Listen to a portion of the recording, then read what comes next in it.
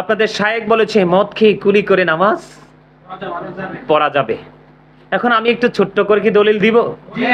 সে কত বড় অন্যায় করেছে, কোরআন এবং হাদিসের সাথে কত বড় ঠাট্টা করেছে, মস্করা করেছে। আল্লাহ এবং আল্লাহর সাথে সে আল্লাহর হাবিবের কণ্ঠস্বরের উপর সেই কণ্ঠস্বরকে উঁচু করেছে। আমি সেই আয়াত কোরআন থেকে পড়ে বলবো। আগে আমি একটু বলে দেই, আপনাদের শায়েখ বলেছে যে মদ খাওয়ার পরে যদি নেশাগ্রস্ত না হয় কুলি করে নামাজ পড়া যাবে। নাউজুবিল্লাহ বলেন, আরো জোরে নাউজুবিল্লাহ। এখন আমি বলি কোরআন কি বলে, হাদিস কি বলে, আমি কিন্তু আলোচনা বাড়াবো না। আল্লাহ রাব্বুল আলামিন পবিত্র কালামে হাকিমে বলেছেন, قال الله تعالى يا أيها الذين آمنوا إنما الخمر والميسر والأنصب والأزلام رجس من عمل الشيطان فاجتنبوه لعلكم تفلحون। আল্লাহ রাব্বুল আলামিন কি চমৎকার ভাবে আমাদেরকে সাবধান করেছেন, মদের সাথে যুক্ত হলে কিন্তু মানুষ বাকি কাজগুলো করে। যেই মানুষটার বিবেকটা কি হয়ে যায়, বিকৃত হয়ে যায়, বিকৃত মস্তিষ্কে রূপান্তরিত হয়ে যায়। মদ তো হারাম। মদ কি হারাম? আল্লাহ রাব্বুল আলামিন বলেছেন মদ, জুয়া, মূর্তি, ভাগ্য গণনা করা এগুলো ঘৃণ্য বস্তু, শয়তানের কাজ। কার কাজ? ফাজতানিবুহু লাআল্লাকুম তুফলিহুন। আল্লাহ রাব্বুল আলামিন বলেছেন এগুলো থেকে তোমরা কি করো? বেঁচে থাকো। কি করো? বেঁচে থাকো, তাহলেই তোমরা সফল হতে পারবে। কি হতে পারবে?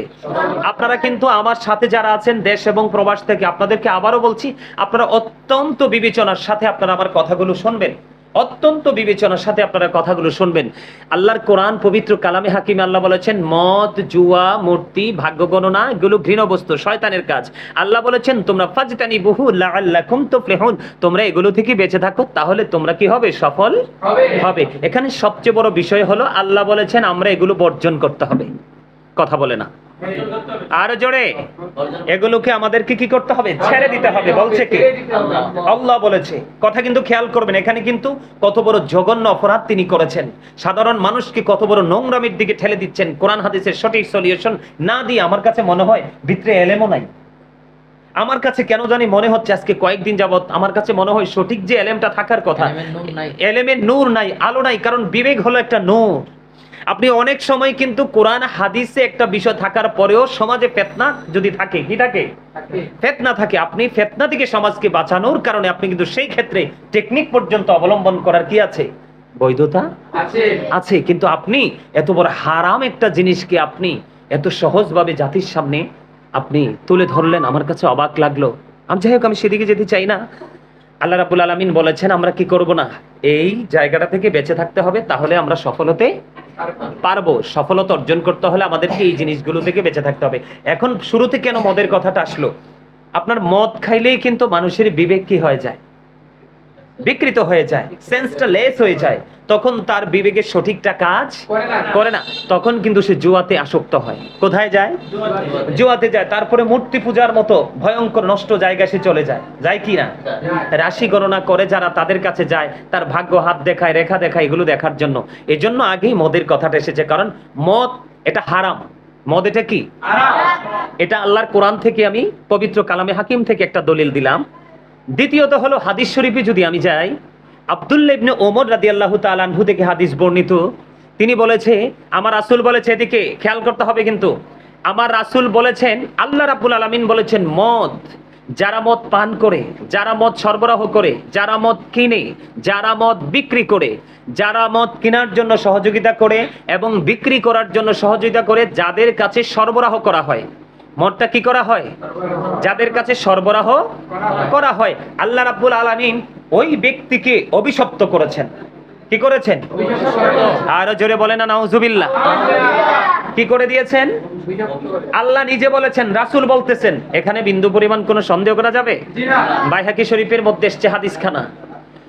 অন্যতম একজন হাদিসের রাবি হযরতে আবু হুরায়রা রাদিয়াল্লাহু তাআলা আনহু, follow me, stop your mouth everybody.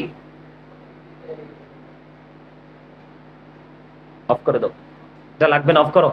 কষ্ট হইলে হোক, সমস্যা নাই। ওকে, তোমার সমস্যা হয়? না না, অসুবিধা নেই, কষ্ট হইলে হোক, অসুবিধা নেই একটু।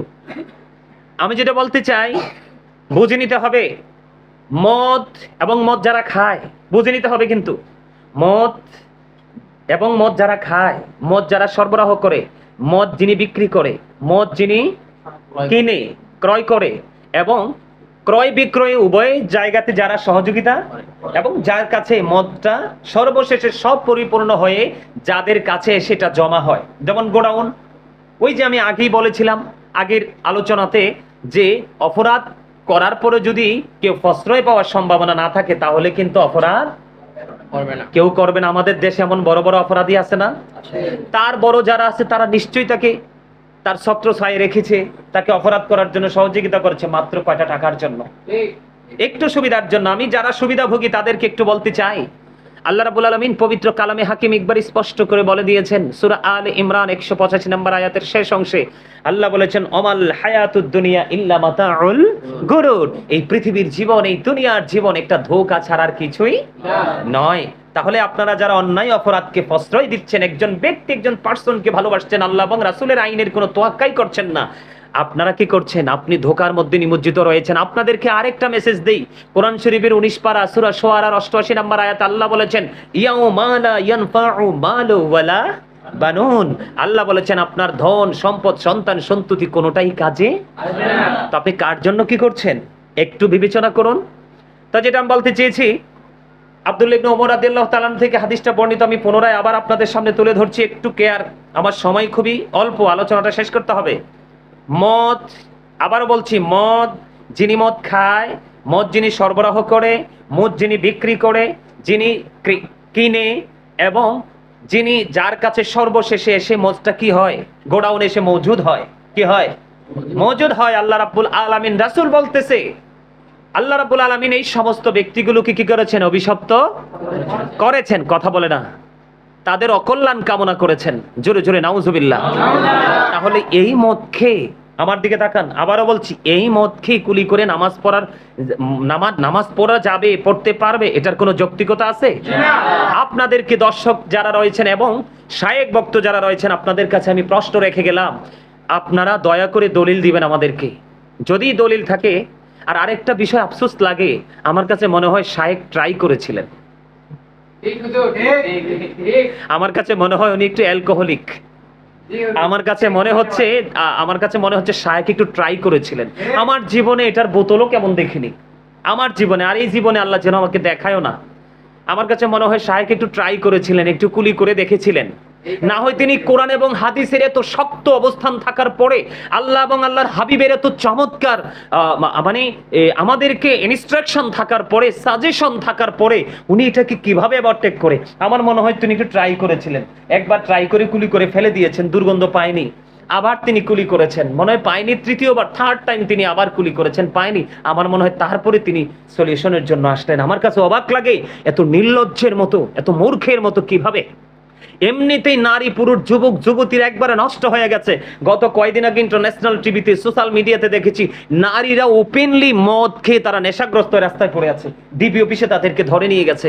আর এরকম একটা ভয়ঙ্কর ক্লান্তি লগ্নে এত বড় জঘন্য হারাম একটা জিনিসকে তিনি কিভাবে নামাজ পড়ার ক্ষেত্রে তিনি এটাকে বৈধ বলে ঘোষণা দিয়ে দিলেন। নামাজ তোলে বলেন না নাউজুবিল্লাহ, আরো জোরে বলেন নাউজুবিল্লাহ। এবার আসেন, আমি আরেকটা হাদিস তুলে ধরবো, হযরতে আবু হুরায়রা রাদিয়াল্লাহু তাআলা আনহু থেকে হাদিসখানা বর্ণিত। আমার রাসূল বলেছেন, যারা ব্যভিচার করে, কি করে? যারা ব্যভিচার করে এবং মদ পান করে। ব্যভিচারের কথাটা আগে আসছে হাদিস শরীফের মধ্যে।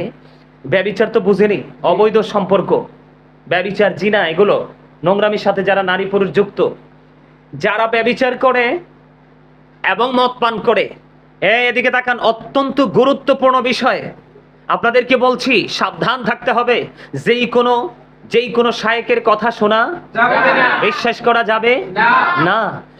আল্লাহ রাসূল বলে দিয়েছেন, যিনি ব্যভিচার করে এবং মদ পান করে, আল্লাহর হাবিব বলেছেন তার বডি থেকে মাথা দিয়ে একজন মানুষ যেভাবে তার জামা খুলে ফেলে, যেমন এক্সাম্পল যদি বলি, যেমন শান্তর পরনে একটা গেঞ্জি আছে, এখন কি আছে, গেঞ্জিটা যখন খুলবে সে কিন্তু মাথা দিয়েই, আমি একটা এক্সাম্পল দিচ্ছি, কি করবে? কথা বলে না, গোল গলা না গেঞ্জি, এটা কি করতে হয়? মাথা দিয়ে উঠাতে হয়। আমার রাসূল বলেছেন যে ব্যভিচার যিনি করবে এবং যিনি মদ পান করবে, আল্লাহ রাব্বুল আলামিন মাথা দিয়ে যেইভাবে জামা খুলে ফেলা হয় ঠিক তেমনি ভাবে তার কাছ থেকে ঈমান কেড়ে নিয়ে যাবে। ঈমান যদি কারো কাছে না থাকে তাইলে সে মদ খাইয়া নামাজ পড়তে পারে? লাভ হইব? আর জোরে হবে? এবার আসেন আরেকটা ছোট্ট হাদিস শরীফ বলি।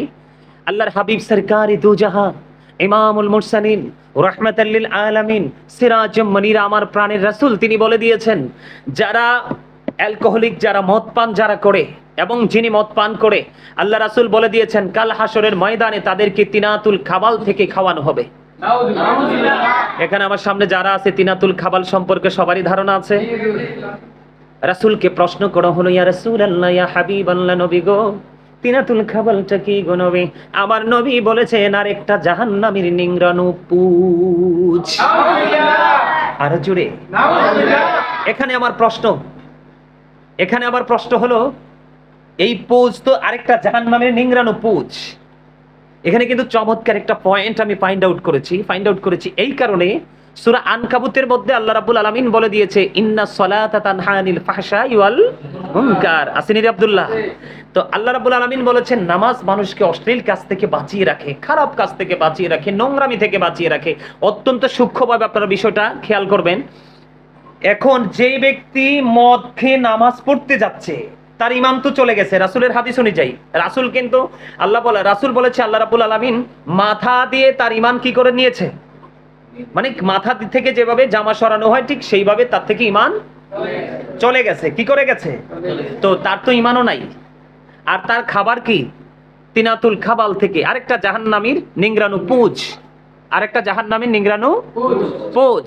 আর আব্দুল্লাহ ইবনে ওমর রাদিয়াল্লাহু তাআলা থেকে যে হাদিস, সেখান থেকে তো বোঝা গেছে তাকে অভিশপ্ত করেছে, তাকে লানত প্রাপ্ত বান্দাদের অন্তর্ভুক্ত করেছেন যিনি মদ খাবে। তাহলে এখন কি বোঝা যায়? আল্লাহ কিন্তু বলেছে যে নামাজ মানুষকে, সূরা আনকাবুতের মধ্যে আল্লাহ বলেছে নামাজ মানুষকে খারাপ কাজ থেকে, নোংরা কাজ থেকে বাঁচিয়ে রাখে। এখন আপনাদের কাছে প্রশ্ন হলো আমার, যেই ব্যক্তি মদ পান করতে অভ্যস্ত, মদ পান করে কুলি করে নামাজ পড়তে যাইতে পারবে, এই মানুষের নামাজ দিয়ে কি কোনো ফায়দা হবে? এখন আপনাদের কাছে শায়েক বক্ত যারা, তাদের কাছে আমি কিছু বলবো না, আপনাদের শায়েক বক্ত যারা রয়েছেন তাদের কাছে আমার প্রশ্ন, এই নামাজ দিয়ে কি হবে? ফিউচারকে ব্রাইটনেস করা কি সম্ভব? এবার আসেন আপনাদেরকে আমি বলি কত বড় জঘন্য মিথ্যাচার করেছে আল্লাহ এবং আল্লাহর হাবিবকে কষ্ট দিয়েছে। আল্লাহ রাব্বুল আলামিন পবিত্র কালামে হাকিমে কি বলেছে? ইন্নাল্লাযীনা ইউযুনাল্লাহা ওয়া রাসূলাহু লা'নাহুমুল্লাহু ফিদ দুনিয়া ওয়াল আখিরাতি ওয়া আ'আদ্দা লাহুম আযাবাম মুহিনা। আল্লাহ এবং আল্লাহর রাসূলকে যারা কষ্ট দেয় আল্লাহ রাব্বুল আলামিন তাদেরকে দুনিয়া এবং আখিরাতে অভিশপ্ত করেছেন। কি করেছেন? এবং তাদের জন্য ভয়ঙ্কর শাস্তি ব্যবস্থা রেখেছেন পরকালে। এটা বলছে কে? কোরআন। কে বলছে? কোরআন। এখন আমি আপনাদেরকে বলতে চাই, সে কি অপরাধী না? কথা বলে না। মদের মতো একটা নিকৃষ্ট জিনিসকে সে হালাল, নামাজের মতো একটা সর্বশ্রেষ্ঠ জিকির, সর্বশ্রেষ্ঠ ইবাদত হলো নামাজ, নামাজের মতো একটা পবিত্র কাজে সে কি করলো? মদকে যুক্ত করে দিল। এতে কি হয়েছে জানেন? এতে কি হয়েছে? আমাদের শায়েক বক্ত যারা লোক আছে, নেশাগ্রস্ত, মদ খায়, গাঁজা খায়, বিভিন্ন নেশা জাতীয় জিনিস কি করে? সেবন করে। আমার রাসূল বলে দিয়েছেন যেই কোনো নেশা জাতীয় জিনিস ইসলামকে ধ্বংসকারী। কি কারী? ইসলামকে ধ্বংসকারী। যেই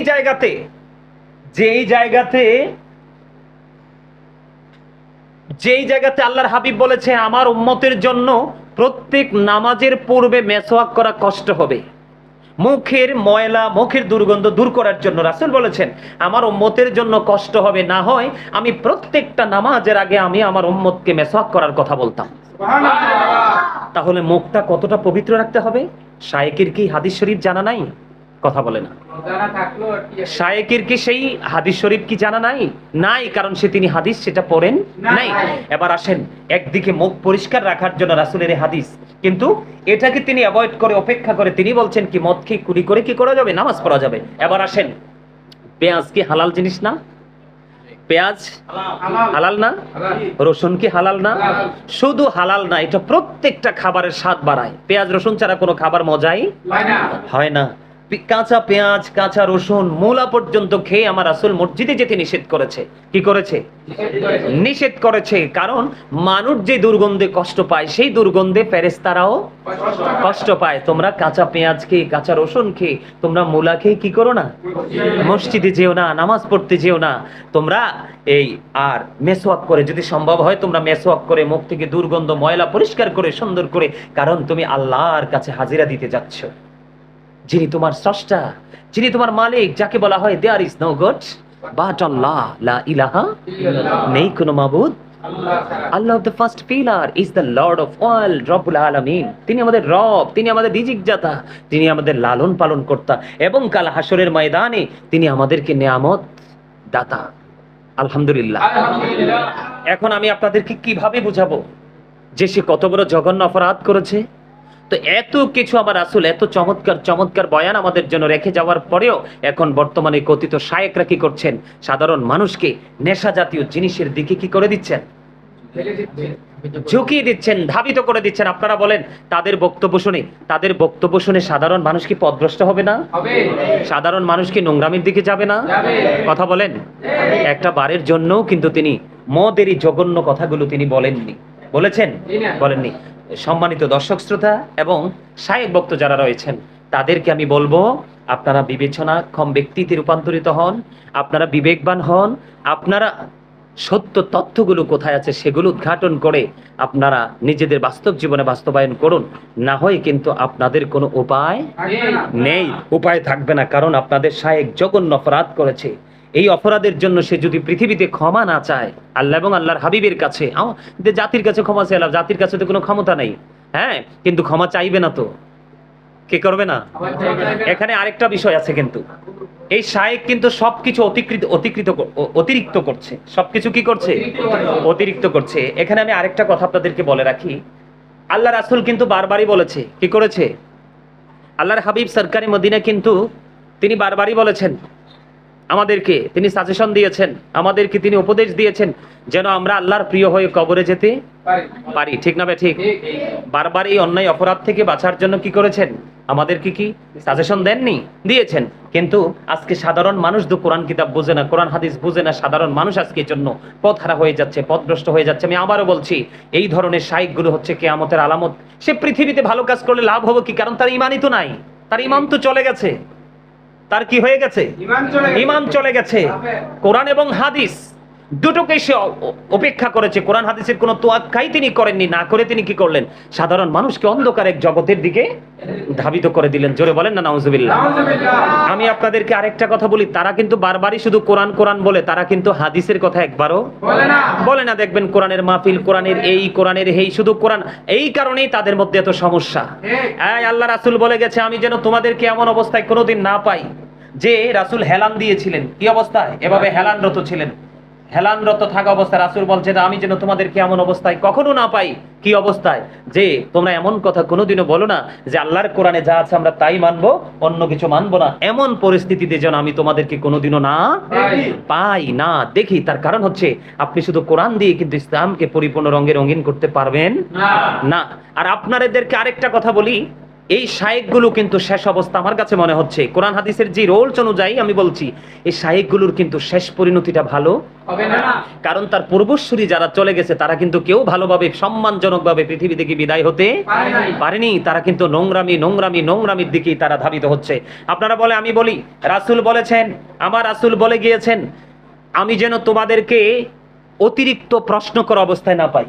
তোমরা অতিরিক্ত প্রশ্ন করো না, তোমরা অতিরিক্ত প্রশ্ন করো না। এত কথা কিসের? সমস্যা কি? ভালো না লাগলে বাইরে চলে যাও।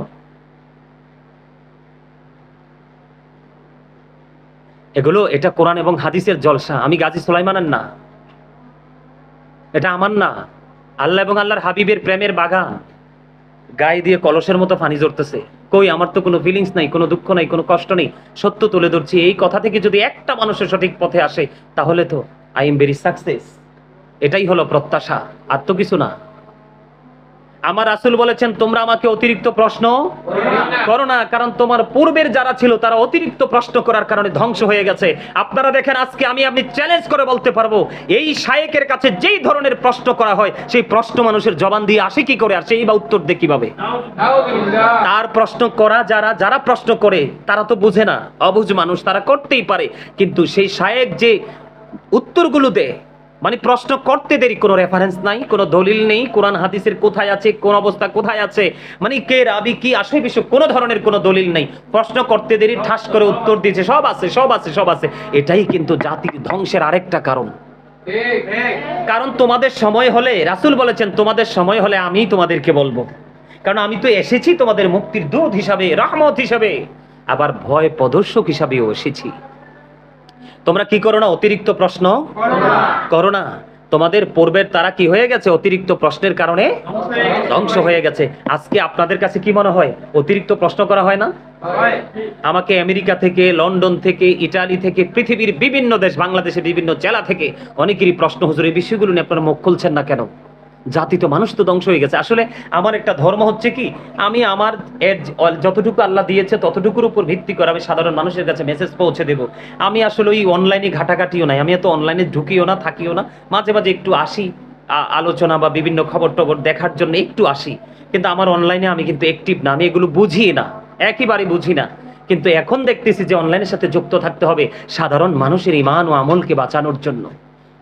ওই কথিত শায়েক, পথভ্রষ্ট শায়েকদের কপট থেকে সাধারণ সরল মনা, সাদা মনের মানুষগুলোকে বাঁচানোর জন্য আমি আপনাদেরকে বলছি, প্রয়োজন হলে আপনার পছন্দের আলেমই আপনাকে বলবে, আপনারা অতিরিক্ত প্রশ্ন করবেন না। যেই প্রশ্ন করে এটা একেবারে অবান্তর।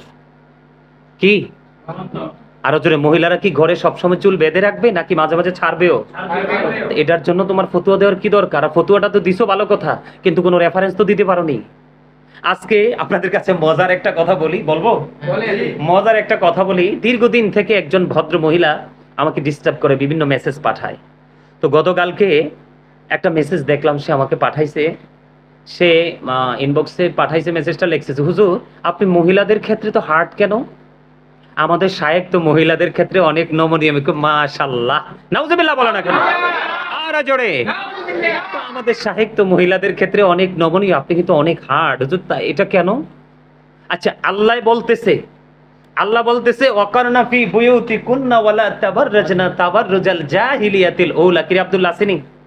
তা আল্লাহ কইতেছে ওই জাহিলি যুগের নারীদের মতো তোমরা কি হইও না, বের হইও না, নিজেদের রূপটা অন্য পুরুষকে দেখাইও না, কারণ নারীরা নিরাপদ নয়। আমার কাছে অত্যন্ত লজ্জা লাগছে, ওই যিনি আমাকে বারবার ডিস্টার্ব করেন, মেসেজ পাঠান, আমি নাকি মহিলাদের ক্ষেত্রে হার্ড, তাকে বলি, আপনি এবার খবরে দেখেছেন কিনা জানি না, একজন মধ্যবয়সী বৃদ্ধা তিনি কি করেছেন, ভোর রাত্রে, এই রোজাতে ভোর রাত্রে তিনি এই বাড়ি থেকে ওই বাড়িতে যাওয়ার সময় রাস্তার মাঝখানে তাকে ধরে ধর্ষণ করে ফেলেছে।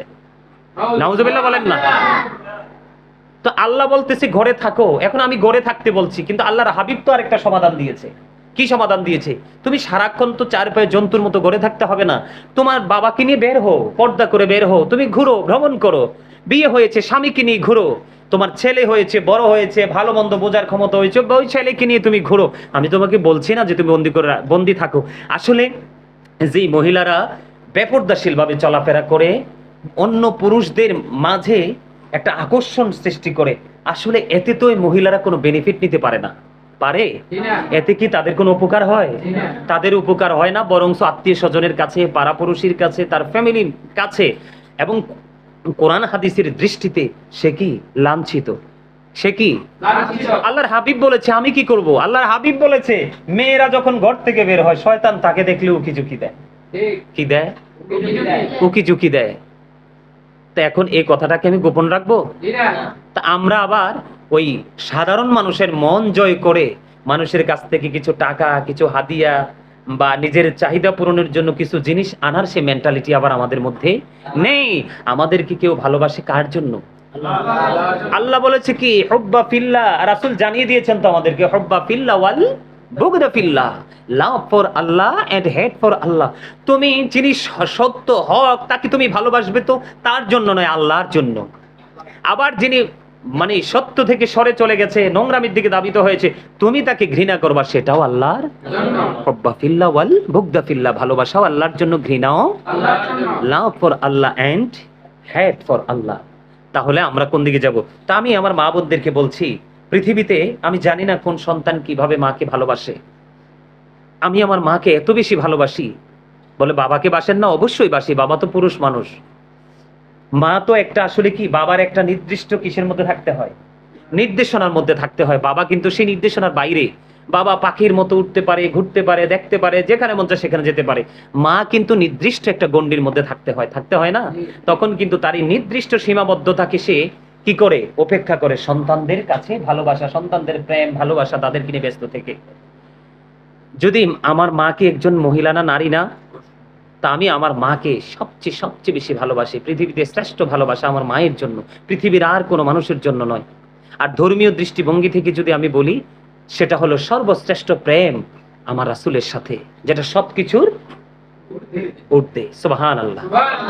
আমি আমার মাকে ভালোবাসি। যেই ছেলে মাকে ভালোবাসে, সেটা নারীকে কখনোই কি করতে পারে না, কষ্ট দিতে পারে না, ঘৃণা করতে পারে না। আমি তো মানে আমি আমার ওই বোনকে বলছি, আমি কিন্তু আপনাদেরকে ঘৃণা কখনোই করি না, আপনাদেরকে ভালোবাসি বলেই আপনাদের সামনে আমি সত্যটা তুলে ধরি, যেন আপনারা নিজেদেরকে কন্ট্রোল করতে পারেন। কিন্তু আপনাদের শায়েকরা তো অসংখ্য রং লিঙ্ক আমার কাছে আসতেছে এখন একটার পর একটা।